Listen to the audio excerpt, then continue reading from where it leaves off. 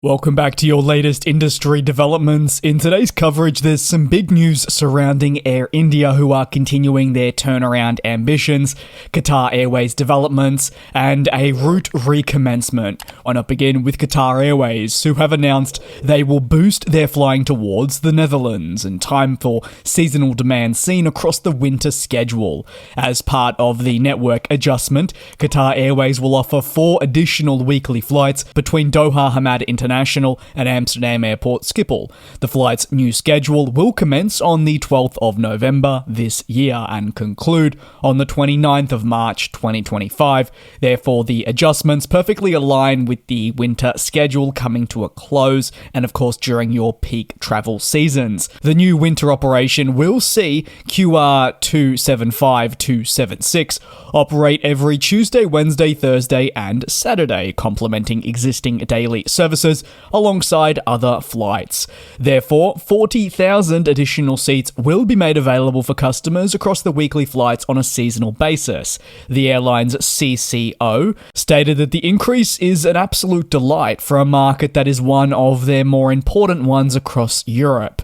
Qatar Airways notes increased demand between the two locations, but more so especially for those that are travelling to the Middle East, looking to escape the not just cold but also wet winters that the Netherlands has to offer. Thus, the Doha-based company is increasing the number of flights to reflect this demand, and also makes note that while some may be travelling to only the Middle East, others will leverage the fantastic connectivity across the Qatar Airways network to fly onwards. Ultimately, this is a network that spans more than 170 destinations and has seen Qatar Airways cement itself as an industry leader, connecting all corners of the globe with a state-of-the-art operation. As the winter schedule rapidly approaches, more airlines are accelerating their preparations.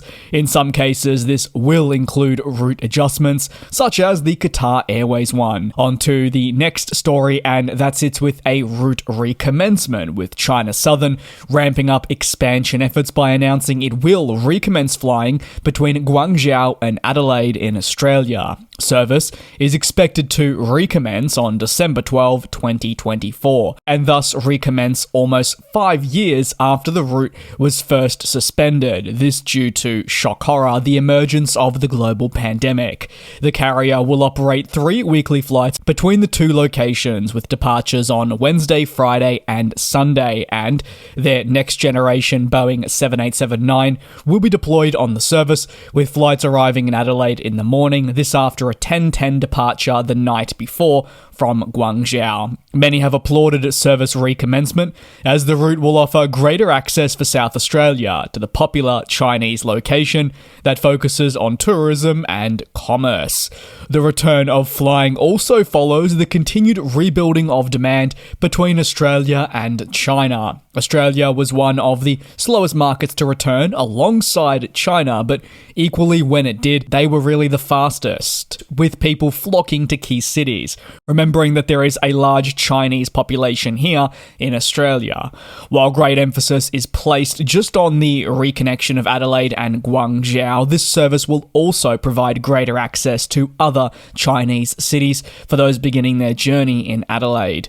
China Southern's return is just part of the many adjustments to the airlines and flights offered to and from South Australia, as greater focus is being placed on restoring connectivity following the global pandemic. As airlines return to countries such as Australia, unfortunately for some locations, they will commit to larger cities such as Melbourne, Sydney, and even Brisbane first, before then venturing to smaller markets such as Adelaide. While a return to Australia period is a good sign, it can leave markets such as those in South Australia lacking the required connectivity from the beginning, say, that they once had, meaning that there is greater inconvenience for passengers located there that need to travel elsewhere to facilitate their true route. As a result, when China Southern returns just weeks before the year concludes and in time for the summer holidays, there's great optimism that Adelaide Airport will build on this and achieve a really successful 2025.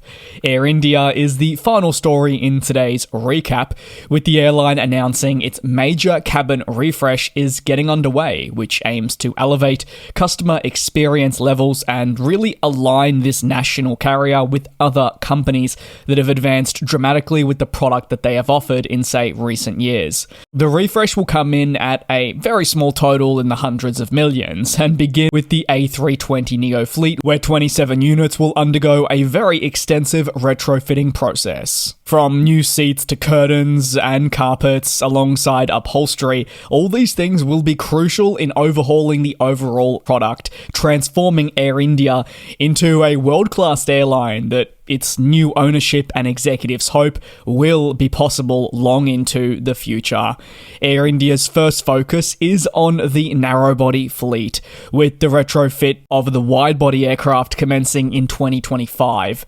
The narrow-body fleet upgrade, which is currently in the works, should be completed by the midway point of next year and will involve aircraft types right across the Airbus single-aisle family and others away from that, really all essential to day-to-day flying. For the wide-body overhaul, well, Air India will emphasize jets such as the 787 and the 777, with final preparations underway to generally finalize all of this, and there will be at points simultaneous retrofits occurring across the smaller and larger aircraft just for a few months as they conclude work on the single aisles before moving strictly to only focusing on the larger.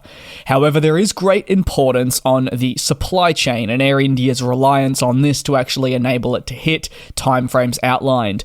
Unfortunately, supply chains remain bruised and beaten. Aircraft manufacturers are among the hardest hit, but because of these shortages, even airlines attempting to complete projects such as what I'm discussing here with you today are facing their own struggles.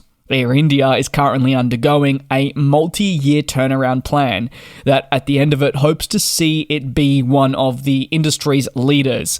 It should be completed in 5 years, at least this is what was told to us, and overhauling the cabin product is just one of the many steps that has been outlined. The turnaround plan was put into motion following the successful sale of the airline by the Indian government after a very, very long debacle there to the Tata Group, the traditional owners, which have been able to since invest a lot of money to try and repair the national carrier.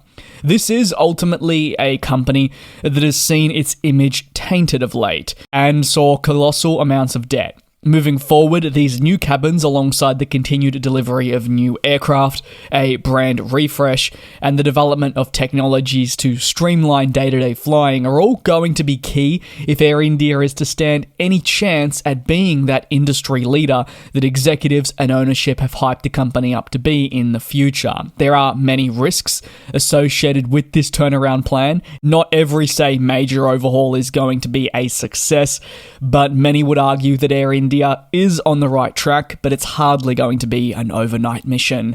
That'll conclude today's aviation recap. Thank you very much for your support here on the channel. Take care, be safe, and I'll see you tomorrow for your next industry recap.